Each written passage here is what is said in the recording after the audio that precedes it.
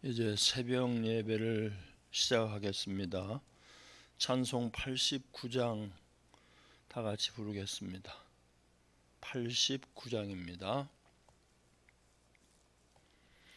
샤론의 꽃 예수 나의 마음에 거룩하고 아름답게 피소서. 내 생명이 참 사랑의 향기로 간데마다 풍겨나게 하소서. 예수 샤론의 꽃 나의 맘의 사랑으로 피소서. 샤론의 꽃 예수 이 세상에서 어느 꽃과 비교할 수 있으랴. 나의 삶의 한결같은 은혜와 사랑으로 가득하게 하소서. 예수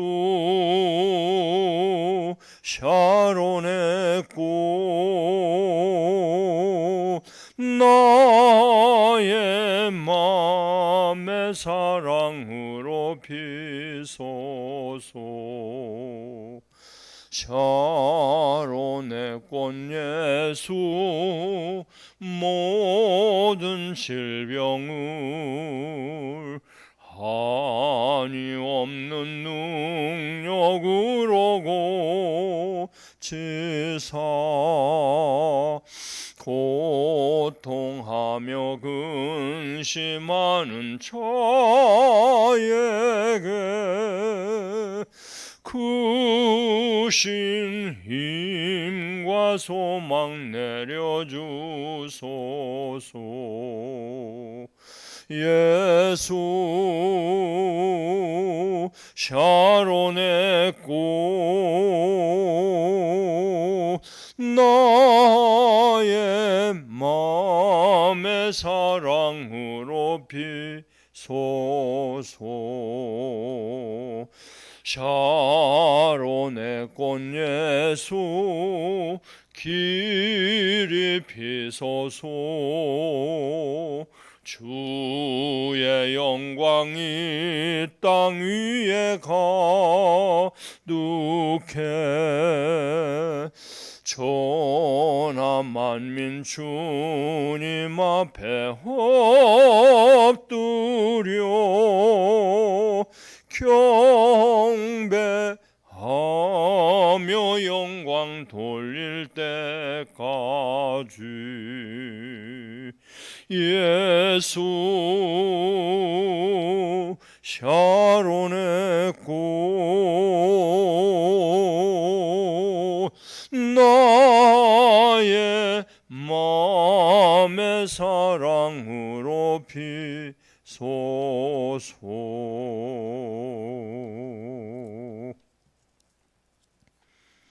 다 같이 주님의 기도 드립니다. 하늘에 계신 우리 아버지여, 이름이 거룩히 여김을 받으시오며 나라의 임하옵시며 뜻이 하늘에서 이룬 것 같이 땅에서도 이루어지이다. 오늘날 우리에게 일용할 양식을 주옵시고 우리가 우리에게 죄 지은 자를 사하여 준 것 같이 우리 죄를 사하여 주옵시고 우리를 시험에 들게 하지 마옵시고 다만 악에서 구하옵소서. 대개 나라와 권세와 영광이 아버지께 영원히 있사옵나이다.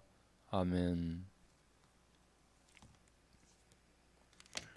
하나님의 말씀 누가복음 1장 26절에서 38절의 말씀입니다.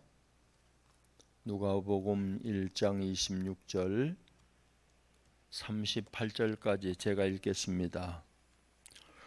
여섯째 달에 천사 가브리엘이 하나님의 보내심을 받아 갈릴리 나사렛이란 동네에 가서 다윗의 자손 요셉이라 하는 사람과 약혼한 처녀에게 이르니 그 처녀의 이름은 마리아라. 그에게 들어가 이르되 은혜를 받은 자여 평안할지어다. 주께서 너와 함께 하시도다 하니 처녀가 그 말을 듣고 놀라 이런 인사가 어찌함인가 생각하매 천사가 이르되 마리아여 무서워하지 말라. 내가 하나님께 은혜를 입었느니라. 보라 내가 잉태하여 아들을 낳으리니 그 이름을 예수라 하라.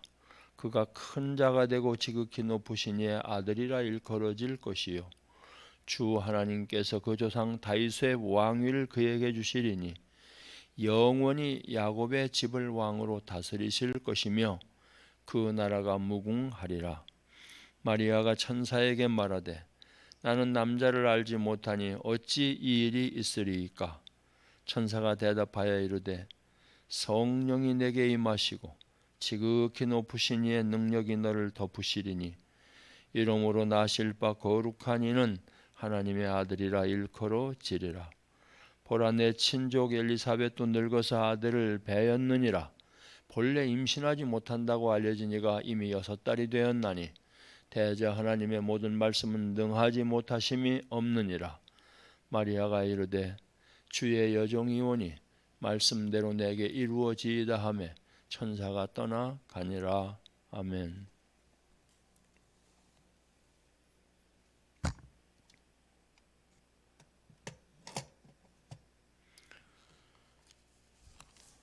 오늘 새벽에 함께 잠을 물리치고 일어나서 예배드리는 성도들에게 하나님께서 영과에게 아울러 강건하며 그 마음에 평화와 안식이 넘치시기를 주님의 이름으로 축원을 드립니다. 우리가 예수 그리스도가 우리에게 오시는 성탄이 되려면 수태가 있어야 되는데 이 수태는 오늘 본문 35절에 보면 천사가 대답하여 이르되 성령이 내게 임하시고 지극히 높으신 이의 능력이 너를 덮으시리니 이러므로 나실 바 거룩한 이는 하나님의 아들이라 일컬어지리라. 이 말씀을 볼 때에 수태가 돼서 아이를 낳으려면 성령이 임하시는 역사가 있어야 되고 지극히 높으신 이의 능력이 너를 덮으시면 된다 말씀하셨습니다. 그러면 성령이 내게 임하시고 이 말씀을 우리가 28절을 의지해서 말씀을 묵상해 보면 천사가 와서 그에게 들어갔다고 그랬습니다. 천사는 사람이 아닙니다. 영입니다. 그러므로 천사가 그에게 들어갔다는 것은 성령이 마리아에게 임하셨다는 말씀입니다. 그래서 육신이 들을 수 있는 음성을 들려주실 수도 있지만 그 마음속에 하나님께서 깨닫는 은혜를 주셔서 성령이 나에게 임하셨구나. 그래서 지금 나에게 이와 같이 말씀하시는구나.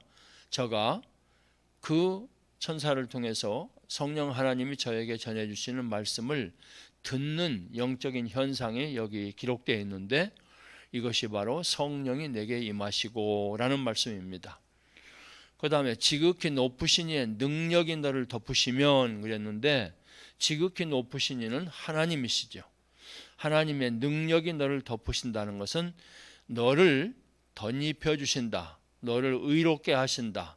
그래서 너의 죄악된 마음을 새롭게 하고 죄로 욕심으로 가리워진 눈을 열어주시고 너의 굳어진 마음을 부드럽게 해주셔서 그가 너로 하여금 너의 성품과 인격과 마음이 하나님의 아들 그리스도 예수를 닮아 너의 모든 존재가 하나님의 아들이 되고 너의 삶이 하나님의 아들의 삶이 되게끔 하시는데 이 능력이 뭐냐? 고린도전서 1장 24절에 보면 오직 부르심을 받은 자들에게는 유대인이나 헬라인이나 그리스도는 하나님의 능력이요 하나님의 지혜니라 라고 말씀하셨습니다.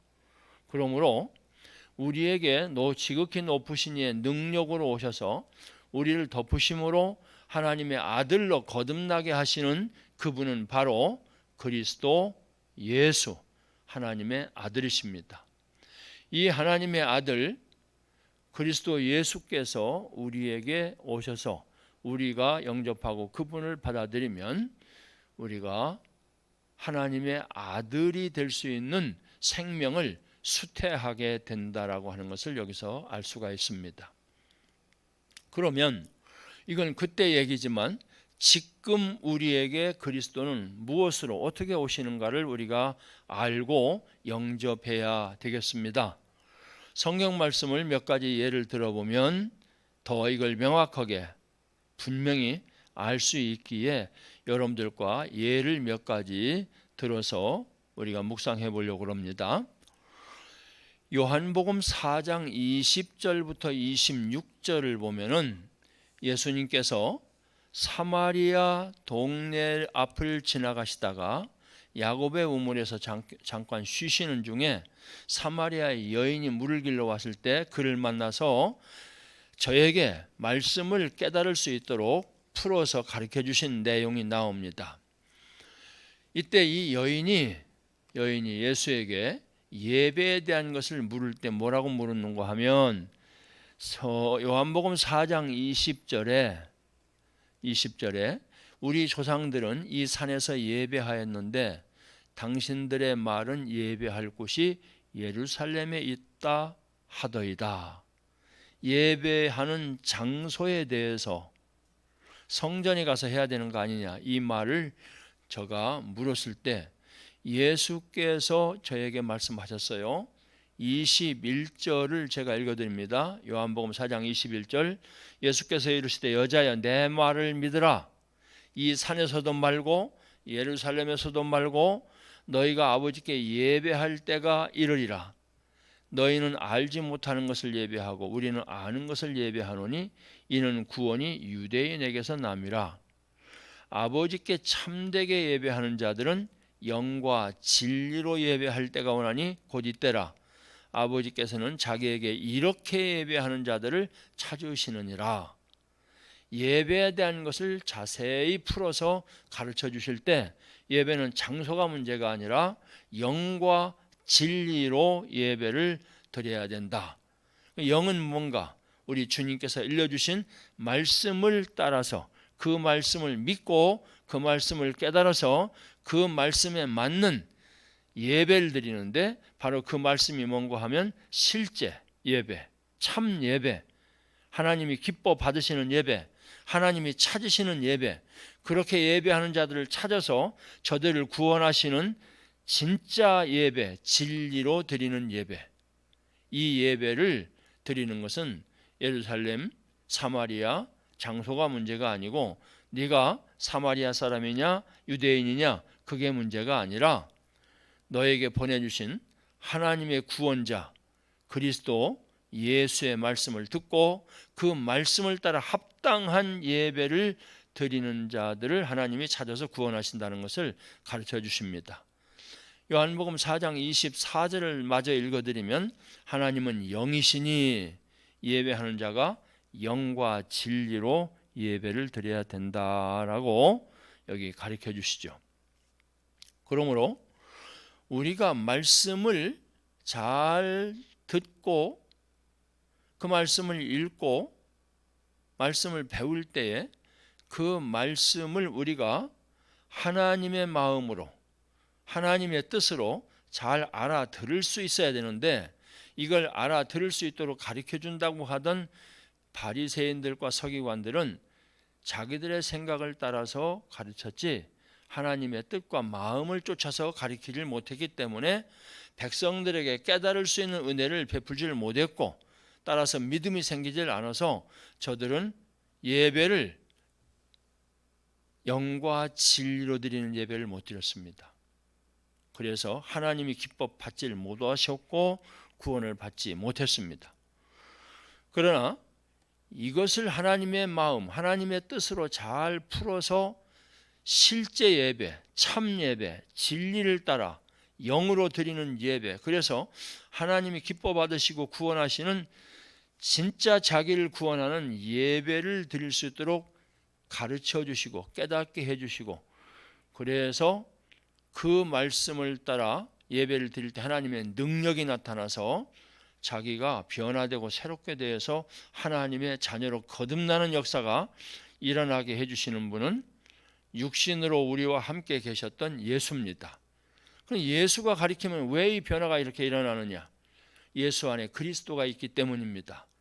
그래서 그리스도는 하나님의 능력이라 고린도전서 1장 24절에 했는데, 지금도 여러분들에게 바로 이 그리스도 되신 분이 오셔서 하나님의 능력이신 분이 오셔서 이 말씀을 전해 주실 때 그 말씀을 들어야 여러분들에게 믿음 생기고 예배를 합당하게 드려서 구원을 얻고 하나님의 아들로 새롭게 태어나서, 이제는 아들이 없는 자는 생명이 없고 아들이 있는 자는 생명이 있다 하셨는데, 여러분들 안에 영원한 하나님 안에 있던 예수님에게 주셨던, 그래서 그 생명을 주님께서 우리에게 주시는 역사가 일어나게 되는 겁니다.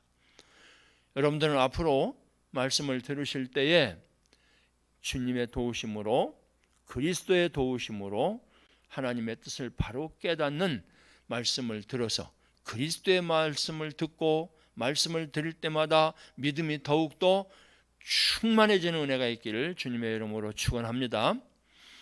두 번째 예를 들어보면 누가복음 24장 32절, 예수님이 돌아가신 다음에 십자가에서 죽으신 다음에 이제 저희들이 낙심하고 시골로 내려가는데, 그때 저들을 길가에서 찾아와 만나서서 예수님께서 십자가에 돌아가시고 3일 만에 부활하시는 그 모든 역사를 통해서 하나님의 구원이 저들에게 실제로 임했다는 것을 가르쳐 주시는, 부활하신 주님이 가르쳐 주시는 내용이 기록되어 있습니다. 여기서 볼 적에 누가복음 24장 32절에 엠마오로 가는 두 제자가 길에서 우리에게 성경을 풀어주실 때에 우리 속에서 마음이 뜨겁지 아니하더냐, 이런 고백을 하면서 다시 저들이 힘을 내서 능력을 얻어서 예루살렘으로 올라가는, 엠마오로 내려가다 올라가는 역사가 거기 기록되어 있습니다. 그러므로 주님께서 이 땅에 오셔서 육신으로 계실 때 사마리아 여인에게 알려주셨듯이 제자들에게, 모든 그를 만나는 이들에게 말씀을 가르쳐 주셨을 뿐만 아니라 이제는 부활하신 후에 특정한 몇몇 사람들을 찾아가셔서 그들에게 하나님의 말씀을 마음속에 품고 수태할 수 있도록 가르쳐 주시는 일을 우리 그리스도 예수, 사망 권세에 이기시고 부활하신 예수께서 하신 것을 볼 수 있습니다. 그러므로 지금도 여러분들은 부활하신 주님과 함께 늘 살아갈 수 있길 바랍니다. 주님과 함께 동행하길 바랍니다. 부활하신 주님 모시고 늘 그 말씀을 듣는 은혜가 있길 바랍니다. 그때 부활하신 주님께서 우리에게 풀어서 가르쳐 주신 그 말씀을 들을 때 그 주님이 우리에게 말씀하신 확실한 증거가 여러분들에게 뭘로 나타나는가? 그 말씀을 듣는 순간 깨달아지면서 마음이 뜨겁게 되고 이길 수 없었던 시험과 모든 환난을 이길 수 있는 능력이 생겨서 내려가고 포기했던 그들의 신앙이 다시 회복돼서 올라가는 신앙으로 바뀌는 역사가 일어나게 되는 것이죠. 이것이 그들에게 하나님의 생명의 말씀이 능력으로 수태가 된 증거로 나타난 말씀을 우리는 누가복음 24장에서 볼 수가 있습니다. 세 번째로 여러분들에게 또 한 가지 예를 들어준다면 사도행전 10장 15절에 보면 베드로가 욥바라고 하는 항구에서 기도하는 중에 환상을 보는데 공중에서 보자기에 유대인들이 먹을 수 없는 여러 가지 지저분한 것들을 담아서 내려보내고 하늘에서 소리가 있어서 잡아 먹으라 그러는데 베드로가 저는 어려서부터 경건한 삶을 살았기 때문에 이런 것을 잡아먹을 수가 없습니다. 그때 사도행전 10장 15절에 하나님이 깨끗게 하신 것을 내가 속되다 하지 말라, 이렇게 풀어서 가르쳐 주셨습니다.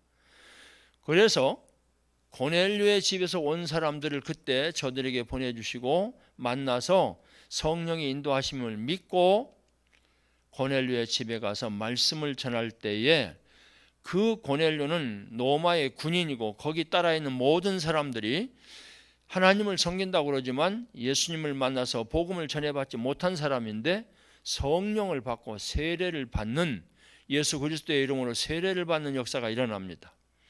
여기서 베드로가 한 가지 깨달은 게 무엇인가 하면 유대인이 아니라도 하나님을 믿고 사모하는 자들에게는 성령을 보내주시고 세례받고 구원받을 수 있도록 은혜를 주시는구나 하는 것을 저가 깨닫게 된 겁니다. 그래서 사도행전 10장 45절에 보면 이방인에게도 성령 부어주심을 저들이 믿고 하나님께 영광 돌리는 그들을 보고 그때부터 이방인들에게 복음을 전하는 문이 활짝 열려지는 역사가 일어나게 되죠. 그러므로 이제는 부활하신 주님이 승천하셨는데 누가 그럼 이 일을 했는가? 베드로에게 욥바로 천사를 보냈는데 제가 여러 번 말씀을 드렸습니다.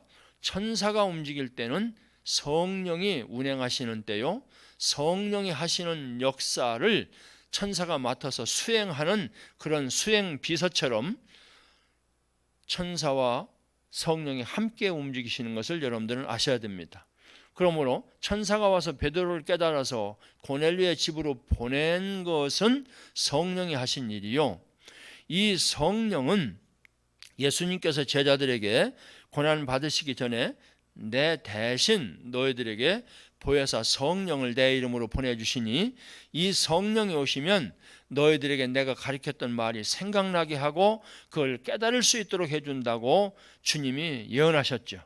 그래서 고넬료한테 가서 베드로가 말씀을 전할 때 그건 베드로가 전한 것이 아니라 베드로를 붙잡고 계신, 베드로를 깨닫게 하신, 베드로에게 능력을 주신 성령께서 하신 일입니다.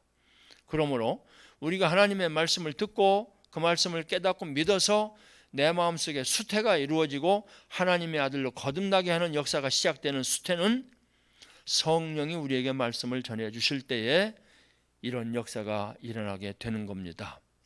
그리스도의 말씀을 저를 통해서 들려주실 때 우리 안에 말씀이 임재하게 되고 그 말씀을 믿고 영접하게 될 적에 내가 하나님의 자녀로 거듭나는 모든 역사가 시작이 되는 수태가 이때 이루어지게 되는 겁니다. 그러면 여기서 오늘 본문에 나와 있는 마리아는 이 말씀을 성령을 통해서 듣고 성령과 함께 동행한 천사를 통해서 듣고 성령이 저에게 하시는 말씀을 들은 후에 없던 믿음이 생겼고 몰랐던 것을 깨닫게 되고 하나님의 말씀은 다 이게 능력이 있어서 그대로 이루어지지 능하지 못함이 없는 말씀이구나, 이걸 알게 된 후에 누가복음 1장 38절에 마리아가 고백하기를 주의 여종이니 말씀대로 내게 이루어지길 원합니다 하고 고백을 할 때 저는 그리스도이신 예수를 낳는 육신의 어머니로서 하나님의 놀라운 구원의 역사에 중요한 역할을 감당하며 하나님께 영광 돌리고 저도 믿음을 얻어서 주님을 만나 그 말씀을 깨닫고 구원을 받는 역사가 저에게 일어났던 것이죠. 그러면 마리아가 어떤 태도로 이 말씀을 들었던가?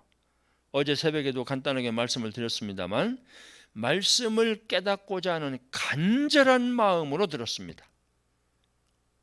또한 그 말씀을 내가 어떻게 하면 알고 어떻게 하면 그 말씀이 나의 말씀이 되고 체험이 되어서 그 말씀대로 내게서 이루어질 수 있겠는가? 이런 간절한 마음을 가지고 저는 말씀을 들었습니다. 또 그 말씀을 믿지 못할 때 이 말씀을 들을 때 하나님께서 나에게 은혜를 주셔서 이 말씀을 믿고 믿음대로 된다 하신 그 말씀이 나에게 그대로 이루어지기를 간절히 사모하는 마음으로 말씀을 들었습니다. 그럴 때에 하나님께서 저에게 믿음 주시고 지혜 주시고 능력 주셔서 그 말씀을 이룰 때에 여러 가지 어려움이 있고 고난이 있고 정말 모험이 있었지만 그걸 다 극복하고 이기며 이 말씀을 이루어낼 수 있는 길로 인도함을 받고 도우심을 받는 은혜가 저에게 있었습니다. 그러므로 여러분들이 앞으로 하나님의 말씀을 들을 때마다 간절한 마음, 깨닫고 믿고 그 말씀이 나에게 이루어지기를 간절히 사모하는 마음으로 성령이 들려주시는 그리스도의 말씀을 듣고 영접하시면, 마음을 열고 영접하시면 여러분들은 앞으로 여기 나온 모든 이들처럼 말씀이 여러분들 마음속에 깨달아지고 믿어져서 이제 여러분들의 마음속에 수태가 되고 자라서 그리스도 예수로 거듭나는 놀라운 은혜가 임하게 됩니다. 아무쪼록 이번 성탄은 2000년 전에 예수님 나신 기념일이 아니라 여러분들에게 예수님이 친히 찾아오셔서 여러분들에게 지혜와 능력 되시고 생명 되시고 하나님의 아들로 거듭나는 놀라운 역사를 이루시는 은혜가 있는 여러분들의 성탄이 되기를 주님의 이름으로 다시 한번 축원합니다. 이제 이 말씀이 우리 안에 잘 수태가 되고 이루어져서 하나님의 아들을 낳는 은혜가 있게 해 주옵소서. 우리 같이 기도하겠습니다. 다 같이 기도드립니다.